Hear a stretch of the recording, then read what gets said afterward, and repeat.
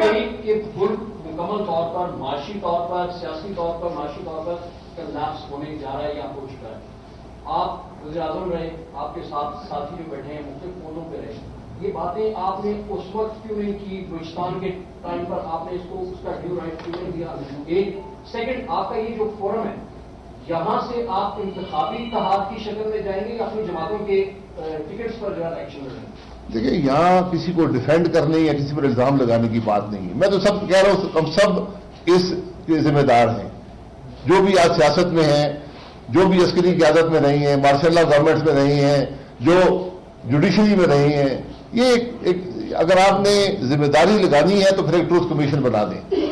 اس ملک کے حقائق بڑے ہی تلخ ہیں اور حقائق وہ نہیں ہیں جو اخباروں میں چھپتے ہیں یا ٹی وی پر آتے ہیں. یہ بھی میں آپ کو بتا دوں. تو ہمارا مقصد پاکستان دو چیزوں میں خود کفیل ہے, ایک سیاسی جماعتوں میں اور ایک میڈیا چینلز میں.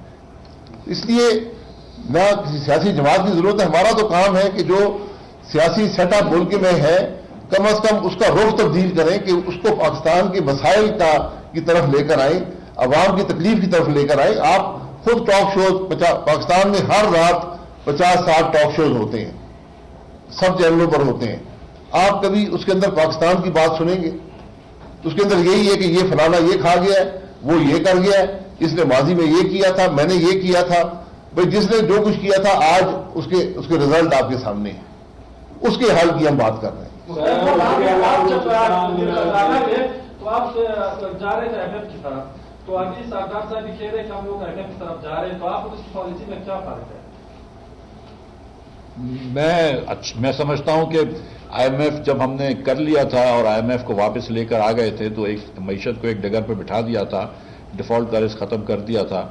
میں سمجھتا ہوں کہ یہ پچھلے 4 مہینے میں جو حکومت نے فیصلے نہیں لیے اس سے معیشت کا نقصان ہوا ہے. لیکن اب میں بڑا خوش ہوں کہ حکومت نے اب فیصلہ کر لیا ہے کہ آئی ایم ایف سے بیٹھ کے بات چیت کریں. تو میں امید کرتا ہوں کہ جو ملک معیشت کے مسائل ہیں اس کی حل کی طرف ہی جائیں گے. سر, آئی ایم ایف کی ٹیم بنگلہ دیش جو ہے ان کے ساتھ معاملات سے آ گئے, لیکن بنگلہ دیش جیسے ملک کے ساتھ ان کے معاملات سے آ گئے تو ہمارا کیا ہوگا؟ ہم بیٹھیں گے اور بات کریں گے تو معاملات طے پائیں گے نا. لیکن اگر آپ بیٹھنے کے لیے تیار نہیں ہوں تو مشکل ہو جاتی ہے. تو اب یہ بیٹھ کے بات چیت کر رہے ہیں تو انشاءاللہ میں امید کرتا ہوں, میں سمجھتا ہوں, میں حکومت کے اس قدم کا خیر مقدم کرتا ہوں کہ آئی ایم ایف سے انہوں نے بات کرنے کی بات کی. گو کہ 4 مہینے کا نقصان کیا, گو کہ پیسوں کا نقصان کیا, لیکن بہرحال یہ چلے اچھی بات ہے کہ دیر آئے درست آئے. اور انشاءاللہ تعالیٰ آپ جیسے بنگلہ دیش نے آپ نے فرمایا کر لی بات, اس طرح ان کو بھی بات کر لینی چاہیے. سر, آپ کو کیا لگتا ہے میاں نواز شریف کے پاکستان واپس آ جانے یہ جو مسائل جس وقت نون لیگ دیکھ رہے ہیں کیا یہ حل ہو پائیں گے؟ فرسٹ یہ, اور سیکنڈ یہ کہ جب آپ لوگ عمران خان کے خلاف تحریک عدم اعتماد دیکھے تو آپ لوگ بلند و بلند دعوے کرتے رہے کہ ہم کھلاڑی ہیں اور اس گیم کے پرانے پلیئرز ہیں, ہم معیشت کو درست کر رہے ہیں. وہ کون سی وجوہات ہیں جس کی وجہ سے اب تک 8 سے 9 ماہ گزر گئے معیشت پٹری پہ نہیں؟ دیکھیے, پہلی بات یہ ہے کہ ہم یہاں, میں اپنی جماعت کو ڈیفینڈ کرنے نہیں آیا یا معیشت کو ڈیفینڈ کرنے نہیں آیا, پالیسی کو ڈیفینڈ کرنے نہیں آیا. یہ ایک نان پارٹیزن غیر جماعتی بنیاد پر ہم نے بات کی ہے. لیکن چونکہ آپ نے سوال کر دیا, جو خرابی 4.5 سال یا 10 سال یا 20 سال میں جو بنیادی خرابیاں ہیں ان کے جو ریزلٹس ہیں وہ آپ 8 مہینے میں دور نہیں کر سکتے. ہو سکتا ہے آپ 8 سال میں بھی دور نہ کر سکیں, لیکن استحکام کی ابتدا ہونی چاہیے. وہی یہ حکومت کوشش کر رہی ہے. میاں نواز شریف صاحب کے ساتھ جو ناانصافیاں ہوئی ہیں, ہم ان کے وطن آنے کی بات کرتے ہیں, لیکن ہمیں ان ناانصافیوں کا ازالہ بھی کرنا چاہیے. اور وہ ناانصافیاں بڑی واضح ہیں. میں ہمیشہ یہ کہتا ہوں کہ آج یہ جوڈیشری کا کام ہے کہ وہ بھی اپنے ان فیصلوں کو دیکھے جن کے اثرات پاکستان پر ہوئے اور بے پناہ ہوئے ہیں. میں ان مسائل کی بات نہیں کرنا چاہتا جو کچھ سیاستدانوں کے ساتھ ہوا, جو اس ملک کے معاہدوں کے ساتھ ہوا, جو اس ملک کو چلانے میں جو اثر رہا ہے جوڈیشری کے فیصلوں کا اور ان کے عمل کا, اس کا ایک بڑا حصہ ان معاملات میں ہے جن کے شکار آج پاکستان ہے. اس کے بعد جی بلوچستان موجودہ جو وزیر اعلیٰ ہے ان کا کہنا ہے کہ 30 ارب روپے جو ہے وہ ہمیں کم ملے, جبکہ 32 ارب روپے جو ہے پی پی ایل جو ہے وہ ہمارے واجبات ان کے پاس موجود ہے. جب ہم دیکھتے ہیں کہ गुज़िस्ता 20-25 सालों से मैं सहाफत से बलूचिस्तान में वाबस्ता हूँ। मैं देख रहा हूँ कि बलूचिस्तान की असम्बली में कोई भी करारदाद पास होती है तो वफाक उसको टोकरी में डाल के और बलूचिस्तान का ख्वाहिशी उसमें नजर नहीं आ रही होती। तो क्या समझते हैं कि अगर इस तरह चल रहा है या इस तरह मजीद मुस्तकबिल में भी इस तरह होगा तो बलूचिस्तान के लोग कहाँ जाएंगे? इस वक्त हमारी 19 अजला बलूचिस्तान की गैस से महरूम है, जबकि गैस चोरी से निकल रहा है। रोजाना कोयटा शहर में एहतजाजी मुजाहरे हो रहे हैं। आप खुद जहाँ जिस होटल में रह रहे हैं शायद उसमें भी गैस मौजूद ना होगा, तो ये किस तरह चलेगा सर? जी मैं इसके हल बता देता हूँ। इसका हल सिर्फ करारदाद में नहीं है। करारदाद एक अपनी बात का इजहार होता है, उसके पीछे अमल की भी जरूरत है।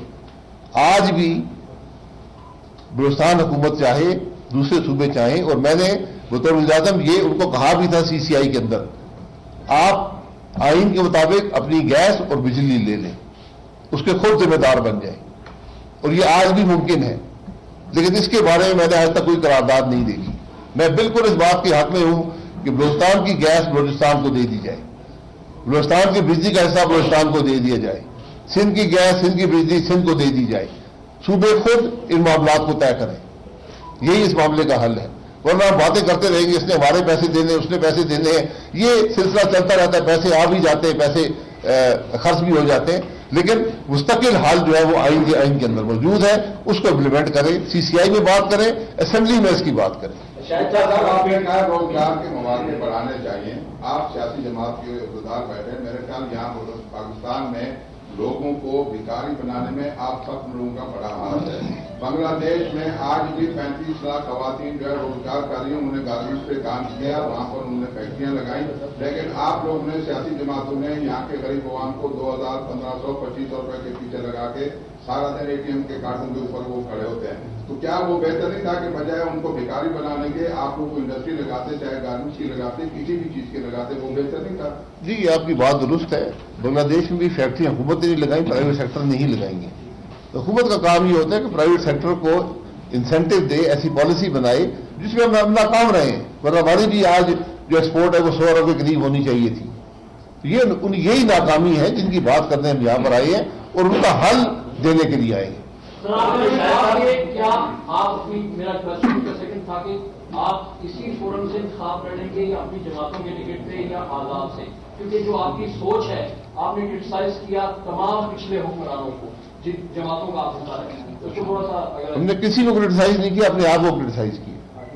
हम सब जिम्मेदार हैं, जिसमें सियासतदान भी है, फौजी भी है, जज भी है, मीडिया भी है। परसों की बात है कि मीडिया ने खबर चला दी कि पाकिस्तान में पेट्रोल की शॉर्टेज हो गई है। पूरी रात वो मिनिस्ट्री लगी रही, मिनिस्टर लगे रहे कि जनाब कोई शॉर्टेज नहीं है, और वहां पेट्रोल पंपों पर लाइनें लग गई। तो हम सब जिम्मेदार हैं। हम यहां पर किसी पर इल्जाम लगाने नहीं, हमने किसी के बारे में कोई तनकीद नहीं की। हमने मुल्क के मसाइल की हल की बात की, उनके मसाइल की बात की और उनके हल की बात की।